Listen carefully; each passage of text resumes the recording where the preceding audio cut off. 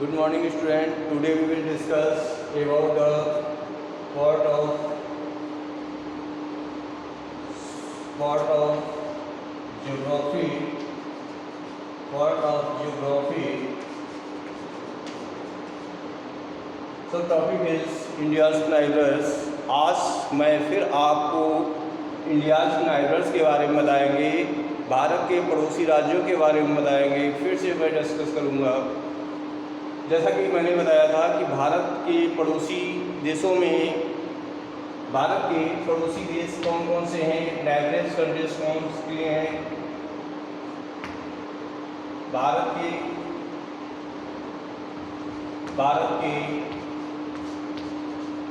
नाइबरस country पड़ोसी देश कौन से हैं, पड़ोसी देश कौन कौन से हैं। पहला है पाकिस्तान, दूसरा है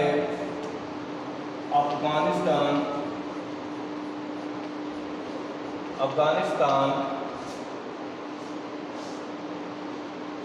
और तीसरा है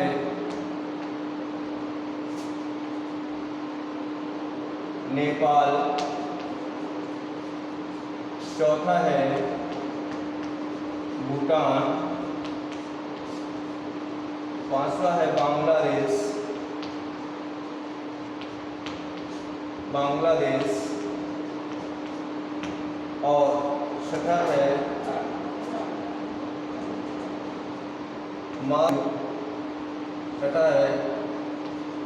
मालदीव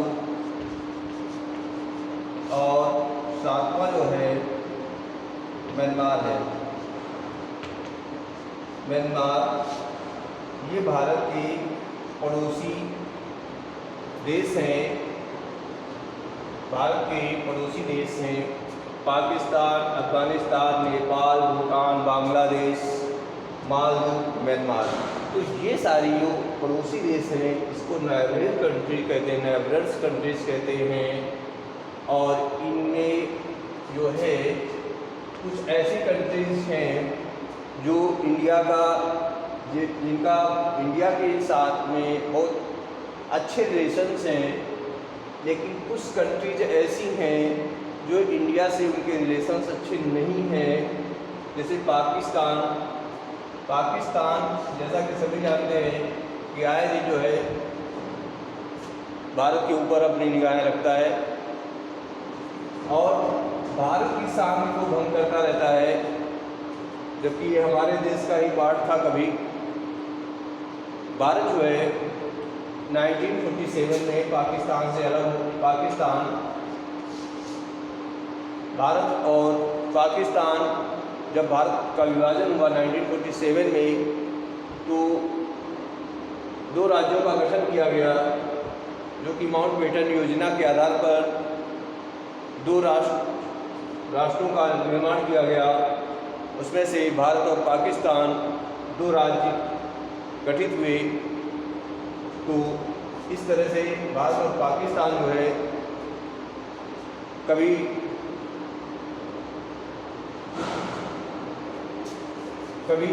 एक दूसरे से मित्रवत नहीं रहे, क्योंकि ये जो कंट्री थी ये मुस्लिम बहु कंट्री है। भारत और पाकिस्तान के बीच की जो एक सीमा रेखा है, भारत और पाकिस्तान के बीच में एक सीमा रेखा खींची हुई है, जिसको रेड क्लिफ कहते हैं। रेड क्लिफ कहते हैं। भारत और पाकिस्तान के बीच की जो सीमा रेखा है वो रेड क्लिफ है। इसको उस टाइम रेड क्लिफ ने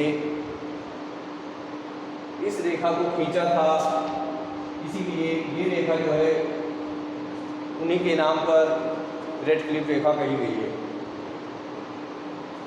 तो जबकि भारत और पाकिस्तान के रिलेशंस अच्छे नहीं हैं, कभी अच्छे नहीं रहे हैं, आज भी जो है कुछ ना कुछ दोनों के बीच में विवाद चलता रहता है। कहीं सियाचिन की बात करता है, सियाचिन क्षेत्र की बात करता है, तो कहीं जो है भारत के भूभाग को अपने कब्जे में लेना चाहता है, ऐसी हस्तक्षेप की नीति वो हमेशा करता रहता है इंडिया के साथ में। इसी तरह से और इसकी जो कैपिटल है वो इस्लामाबाद है। इसकी जो कैपिटल है इस्लामाबाद है और यहाँ पर भी रुपया है। इसका भी अपना अलग कॉन्स्टिट्यूशन है, इसका अपना अलग फ्लैग है। इसी की फ्लैग में जो है चांद तारा, आप देखेंगे चांद तारा बना हुआ दिखाई देता है, इसी का फ्लैग है, क्योंकि ये पाकिस्तान की एक पहचान को दर्शाता है। अफ़गानिस्तान भी जो है, इसके बाद जो दूसरा कंट्री है हमारा पड़ोसी नेबर्स है वो अफ़गानिस्तान है। अफ़गानिस्तान भी एक मुस्लिम बहुल कंट्री है।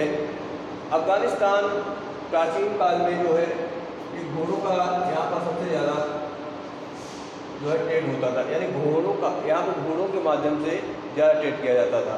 और इसकी जो कैपिटल है वो इस समय काबुल है। काबुल और कंधार जो है घोड़ों के लिए प्राचीन काल में बहुत प्रसिद्ध थे। तो इसकी जो कैपिटल है काबुल है, इसकी कैपिटल काबुल है। काबुल जो था वो प्राचीन काल में घोड़ों का यहाँ पर व्यापार होता था, यानी घोड़े जो है यहाँ पर खरीदे बेचे जाते थे। यहाँ पर घोड़े की एक तरह की बाजार थी, ठीक है। तो अफ़गानिस्तान जो था, और इसके बीच में भारत और अफ़गानिस्तान के बीच में एक रेखा खींची हुई है। भारत और जो अफ़गानिस्तान के बीच की रेखा है उसको कहते हैं, इसकी कैपिटल यहाँ लिखी काबुल है। और इसके भारत और जो अफ़गानिस्तान के बीच की रेखा है उसको कहते हैं डूरंड रेखा। डूरंड रेखा ये भारत और अफ़गानिस्तान के बीच की रेखा है, जो कि भारत और अफ़गानिस्तान को अलग करती है। वो रेखा डूरंड रेखा है। इसी तरह से नेपाल है। नेपाल भारत का उत्तर में स्थित एक देश है। भारत की नेपाल जो है, नेपाल की सबसे बड़ी विशेषता है कि यहाँ पर पहले राजतंत्र था, लेकिन वर्तमान में अब यहाँ पर डेमोक्रेटिक कंट्री ये बन गया है। यहाँ पर डेमोक्रेटिक कंट्री है, प्रजातंत्र का शासन है। यहाँ पर संसद पार्लियामेंट है। और इससे पहले राजा ज्ञानेंद्र थे जो लंबे समय तक नेपाल के राजा रहे। और उसके पश्चात जो है ये जब डेमोक्रेटिक कंट्री बना है तो इस समय आज जो नेपाल है वो एक डेमोक्रेटिक के रूप में जिसमें जाना जाता है। और यहीं पर जो है नेपाल में ही बहुत ऊंची ऊंची चोटियाँ हैं, जिनमें से माउंट एवरेस्ट जो है सबसे ऊंची चोटी वो नेपाल में ही है, जो कि विश्व की सबसे बड़ी ऊंची चोटी है। यहाँ इसकी जो हाइट है 8448 मीटर ऊंची है। पहाड़ी क्षेत्र होने के कारण यहाँ की जो क्लाइमेट है वो बहुत अच्छी है, यानी यहाँ पे बर्फीला क्षेत्र है क्योंकि हिमालय से लगा हुआ है। और नेपाल अपने जो है ट्रेड के लिए भी जाना जाता है। और ये एक ऐसा कंट्री है कि जब भी इसको ज़रूरत पड़ी है तो भारत ने अपना भरपूर योगदान किया है। तो इस तरह से भूटान जो है एक छोटा सा देश है और नेपाल की जो कैपिटल है वो काठमांडू है।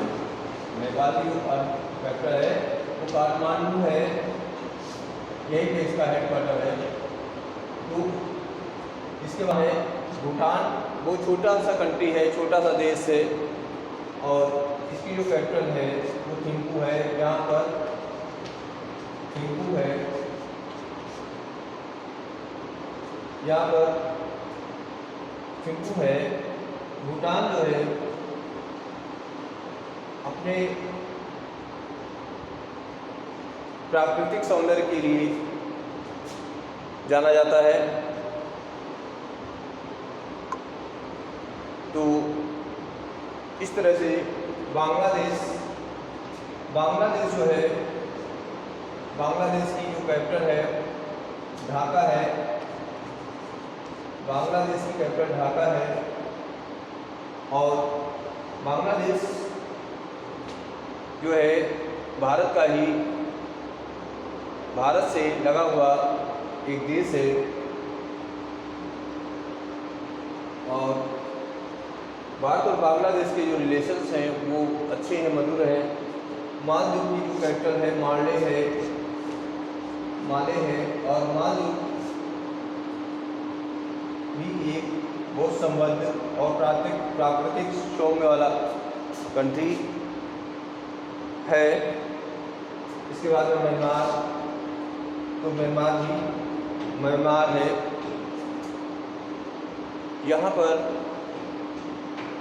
बहुत सारे, क्योंकि ये जो म्यांमार है समुद्र से लगा हुआ है कंट्री माना जाता है। म्यांमार है, कम्बोडिया है, इंडोनेशिया है, ये सब जो है ये सब समुद्र से लगी हुई कंट्री हैं। तो इस तरह से इंडिया की नाइबर्स कंट्रीज़ में ये सारी कंट्रीज हैं। इसी तरह से ये कंट्री और भी है जो साउथ में है, जो कि सबसे नियरेस्ट कंट्री मानी जाती है वो श्रीलंका है। श्रीलंका जो है भारत के दक्षिण में स्थित और भूमध्य रेखा के उत्तर में स्थित है।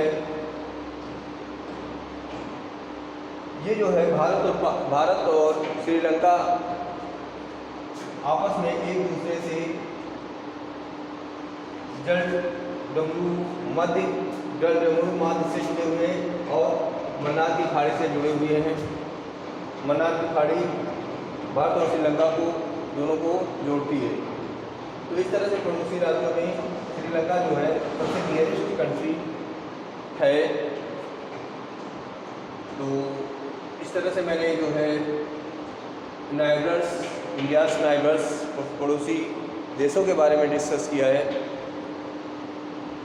तो अब इसी से रिलेटेड मैं क्वेश्चंस कुछ कराऊंगा और मैं आपको सेंड करूंगा। जय हिंद।